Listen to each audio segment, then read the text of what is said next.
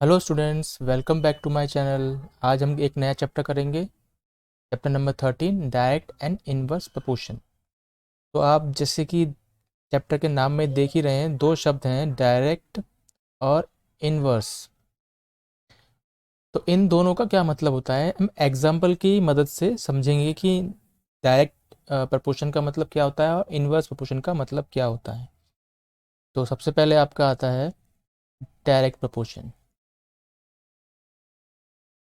Direct proportion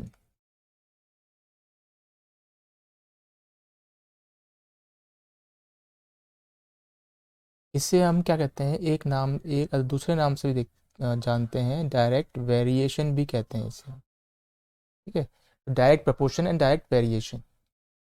तो इनका मतलब ये होता है कि जब एक क्वांटिटी या कोई एक चीज़ इंक्रीज होती है तो उसके मुकाबले जो उसके से साथ जुड़ी हुई जो चीज़ है वो भी क्या होगी, इंक्रीज होगी। या हम कहें कि अगर कोई एक चीज़ या एक क्वांटिटी डिक्रीज होती है तो उसके साथ जो दूसरी जुड़ी हुई चीज़ है वो भी क्या होती है, डिक्रीज होती है। तो डायरेक्ट का मतलब सीधे ये है कि इफ़ वन क्वांटिटी इंक्रीज और decrease then other quantity also भी इंक्रीज और डिक्रीज। एग्जाम्पल समझते हैं, ठीक है। जैसे कि एक टेबल बनाता हूँ मैं।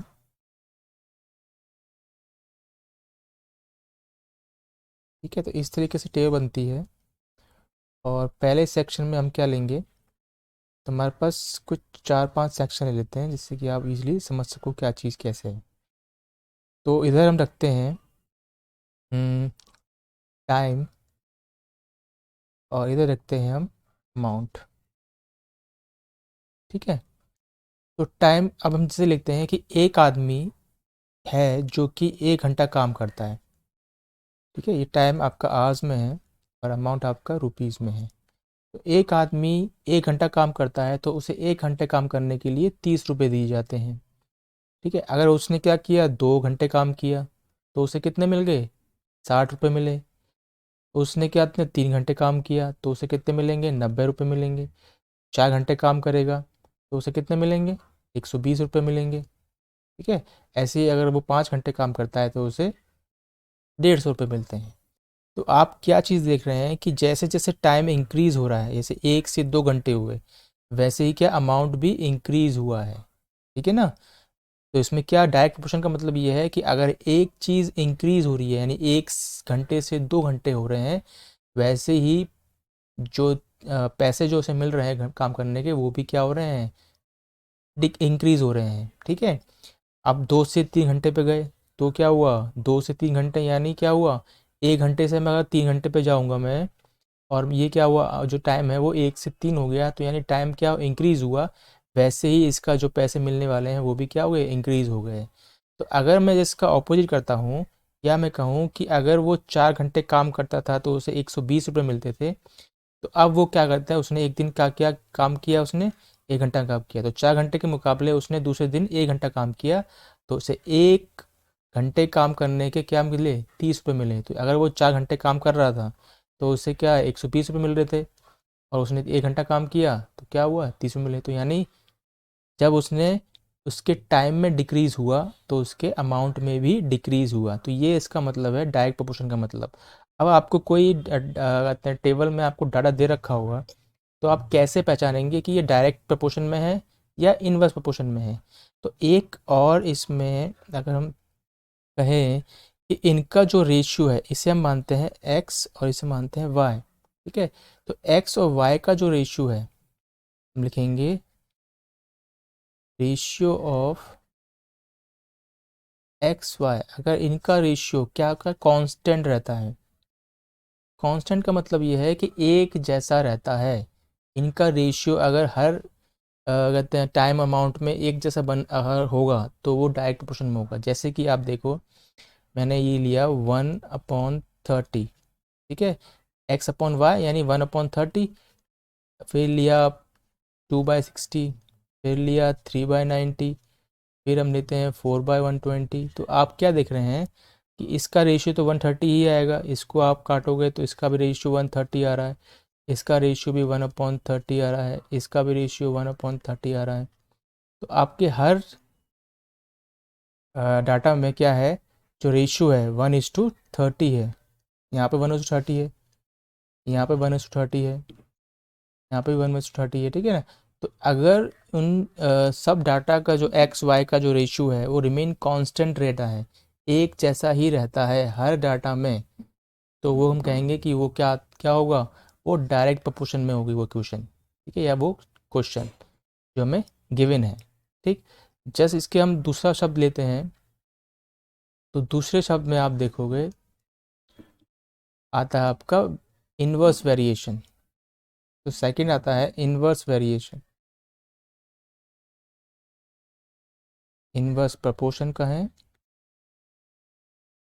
या वेरिएशन कहें।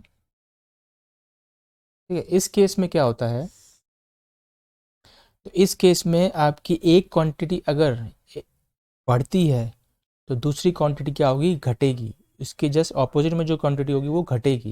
यानी एक जैसे डायरेक्ट में एक क्वांटिटी बढ़ रही थी और दूसरे भी बढ़ रही थी, ऐसे ही इस जो इन्वर्स वेरिएशन में क्या होता है, इसका जस्ट ऑपोजिट होता है। अगर एक क्वांटिटी बढ़ रही है तो दूसरी क्वांटिटी क्या होगी, घटेगी, और अगर एक क्वांटिटी घट रही है तो दूसरी क्वांटिटी क्या होगी, बढ़ेगी। तो हम ये कह सकते हैं कि इन्वर्स प्रोपोर्शन का मतलब ये है कि इफ़ वन क्वांटिटी इंक्रीज, अगर एक क्वांटिटी इंक्रीज या डिक्रीज होती है तो उसके मुकाबले में जो दूसरी क्वांटिटी होगी वो क्या होगी, डिक्रीज होगी या इंक्रीज होगी। इंक्रीज होगी तो डिक्रीज होगी, और डिक्रीज होगी तो इंक्रीज होगी। जैसे कि ये भी आपको मैं टेबल से बताता हूँ।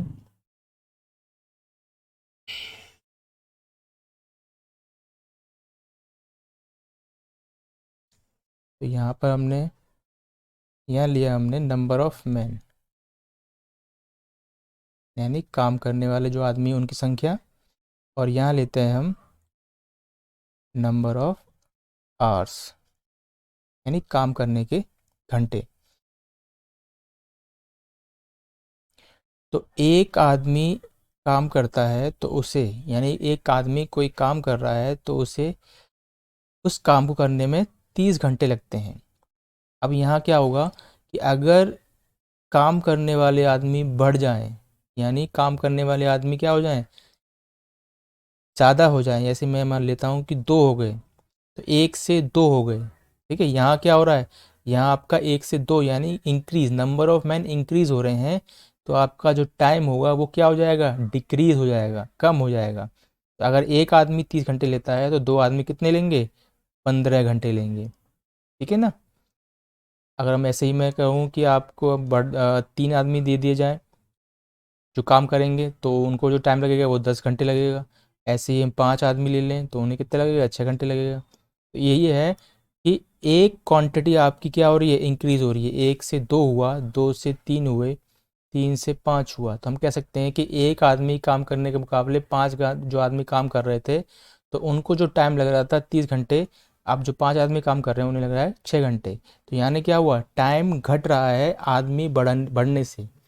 यानी अगर नम काम करने वाले आदमी बढ़ रहे हैं तो काम करने में जो टाइम लग रहा है वो घट रहा है। तो इसे ही हम कहते हैं इन्वर्स प्रोपोर्शन, यानी अगर एक चीज़ बढ़ रही है तो दूसरी घटेगी, और अगर दूसरी घट रही है तो एक चीज़ बढ़ेगी। अगर इसका हम उल्टा कर दें कि अगर 5 घंटे काम करने का 6 घंटे लग, 5 आदमियों को काम करने में 6 घंटे लग रहे थे, तो अगर अब वो एक आदमी करता है तो उसे 30 घंटे लगते हैं उस काम को करने में। तो हम ये कह सकते हैं कि आप अब इस वेरिएशन को, इस प्रोपोर्शन को कैसे जानोगे।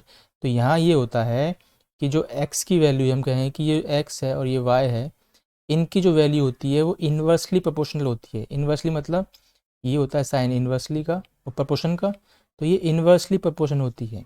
तो अगर एक चीज़ यहाँ बढ़ रही होगी तो उसके प्रोपोर्शन में जो दूसरी चीज़ है, यानी जो y की वैल्यू वो घट रही होगी। ठीक है ना। वो हम निकालेंगे कि कितनी घट रही होगी, कैसे, वो इसकी मदद से। और इसमें क्या होता है, इनका जैसे कि ऊपर क्वेश्चन में एक्स और वाई का रेशियो हम देख रहे थे कांस्टेंट था, यहाँ पर हम देखेंगे कि इनका जो प्रोडक्ट है, तो एक्स और वाई का जो प्रोडक्ट है वो क्या होना चाहिए, अगर वो कांस्टेंट रहता है, यानी एक्स और वाई का अगर जो जो प्रोडक्ट है अगर वो कांस्टेंट रहता है तो हम कहेंगे कि ये इन्वर्सली प्रोपोर्शनल है। जैसे कि 1:30 30 आएगा, 2 × 15 30 आएगा, 3 × 10 30 आया, 5 × 6 30 आया। तो यहाँ देख रहे हो कि जो इनके जो दोनों एक्स और वाई का जो क्या कहते हैं जो प्रोडक्ट है वो क्या है, बिल्कुल सेम कांस्टेंट रह रहा है हर एक केस में। हर एक केस में जब कांस्टेंट है उनकी जो प्रोडक्ट का रेशियो, प्रोडक्ट एक्स वाई का प्रोडक्ट, तो हम कहेंगे कि ये क्या है, इन्वर्सली प्रोपोर्शनल है।